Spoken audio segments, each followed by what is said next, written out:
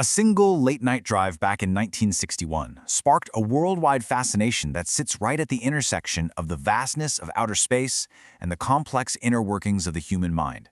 So let's dive right into this explainer and explore the absolutely fascinating, deeply human mystery of the alien abduction phenomenon. Picture this. It's 1961, and our story begins on a lonely road in the White Mountains of New Hampshire. Betty and Barney Hill are on a drive that will literally bring the concept of missing time into the public consciousness.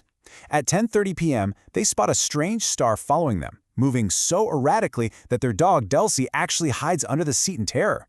Then, around 11 p.m., near Cannon Mountain, things get really weird. They hear this bizarre electronic beeping, feel a tingling drowsiness, and their conscious memory just drops off. Suddenly, it's 5 a.m. They get home 2 hours later than they should have. Barney's shoes are mysteriously scuffed, there are weird marks on their car, and neither of them can account for that massive gap in time. All right, let's move into Section 1, Missing Time and Hypnosis, Unlocking the Interrupted Journey. So, understandably haunted by vivid nightmares and crippling anxiety, the couple eventually turned to Dr. Benjamin Simon. He was a psychiatrist who specialized in time regression hypnosis, and what emerged under his care was pretty astounding. Barney expressed just sheer, unadulterated terror. He literally said, "He's a Nazi. His eyes are slanted. Those eyes. I feel like a rabbit. It's the cat in Alice in Wonderland." Under hypnosis, he vividly recalled running from his car and seeing these humanoid figures staring down at him through a double row of windows on this massive jet airliner-sized craft. If you listen to the audio tapes, the raw emotional intensity is incredible. It convinced a lot of people that the Hills wholeheartedly believed what they were experiencing. But during these recovered memories, a bizarre specificity emerged.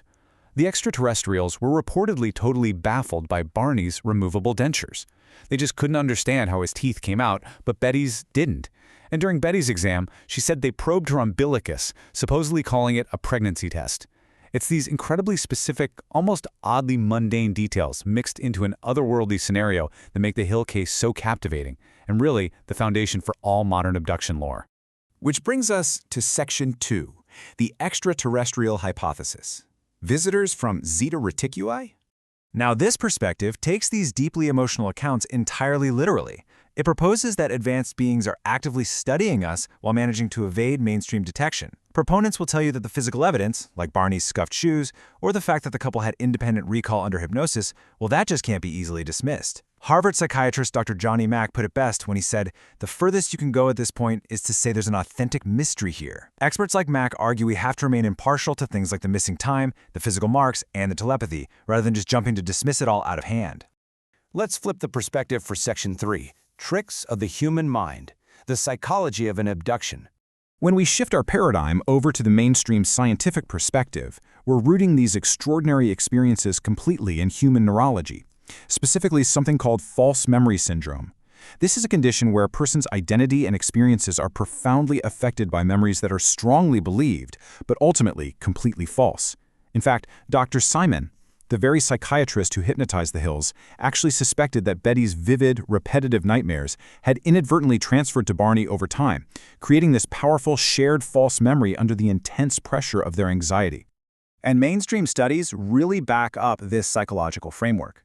Now, to be clear, studies show that alleged abductees are not mentally ill. However, they do score exceptionally high in a few specific traits. We're talking high hypnotic suggestibility, a strong tendency for absorption into vivid imagination, magical ideation, and disassociative experiences, spacing out. Basically, this means they are highly prone to becoming fully engrossed in their own fantasies and are incredibly responsive to the suggestions of a hypnotist. Furthermore, we have to look at the neurology of sleep paralysis. This is where it gets really interesting. The physiological symptoms, feeling a heavy weight on your chest, the inability to move, hallucinating figures in your room, those are identical across all of human history. But our culture dictates how we interpret them. Centuries ago, that shadowy figure was interpreted by the waking brain as a terrifying witch or maybe an incubus demon. But today? Today, it's a gray alien. That leads us perfectly into Section 4. Culture, sci-fi, and confabulation. The Hollywood influence. Skeptics point out this absolutely fascinating inconsistency in abduction reports, and it's based purely on geography. In North America, folks overwhelmingly report those classic, large-headed gray aliens. But over in Britain, the reports are usually of tall, blonde, Nordic-looking aliens. Think about it. If these were objective physical events, the biology of the extraterrestrials definitely shouldn't drastically change depending on the claimant's zip code. This strongly suggests the origin is psychosocial and heavily influenced by local pop culture. And the timeline of these reports is equally telling. Up until the late 1950s, people claiming contact with aliens routinely said the beings came from Mars, Venus, or Jupiter.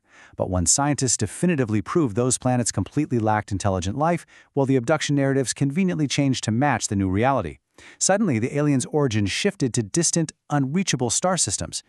So you might be wondering, how do these culturally absorbed images turn into deeply held personal memories? Well, as researchers Newman and Baumeister noted, there is increasing evidence that hypnosis doesn't simply reveal the UFO abduction phenomenon, it actually plays a major role in creating it. Because patients under hypnosis edit their thoughts far less rigorously, they easily confabulate details. If a therapist asks a leading question, a highly suggestible patient will often draw on, say, a sci-fi movie they recently watched to fill in the memory gaps. It literally transforms imagination into what feels like concrete memory.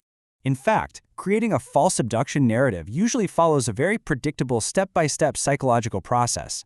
Step 1. A terrifying, unexplained event occurs, like a bout of sleep paralysis or seeing an ambiguous UFO. Step 2. The person searches desperately for an explanation. Step 3. They undergo hypnosis, which leads to imagination inflation, where suggested ideas become deeply rooted memories. And finally, Step 4. Those memories are maintained and solidified into life-altering beliefs through support groups, surrounded by like-minded peers who validate the whole thing.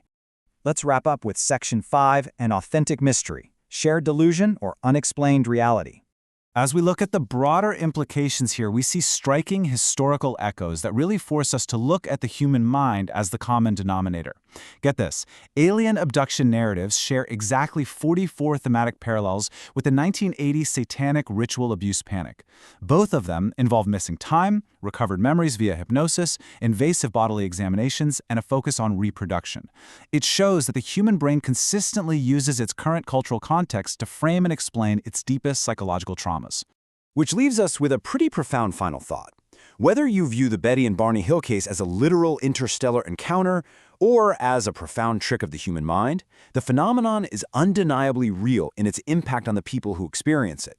If we dismiss the physical spaceships, as Carl Sagan once famously asked, how do we understand a shared delusion embraced by an entire culture? Is it all just based on our common brain wiring and chemistry? Honestly, the answer to that question might be just as incredible and tell us just as much about who we really are as a spaceship landing right on the White House lawn. Thanks so much for joining me for this explainer.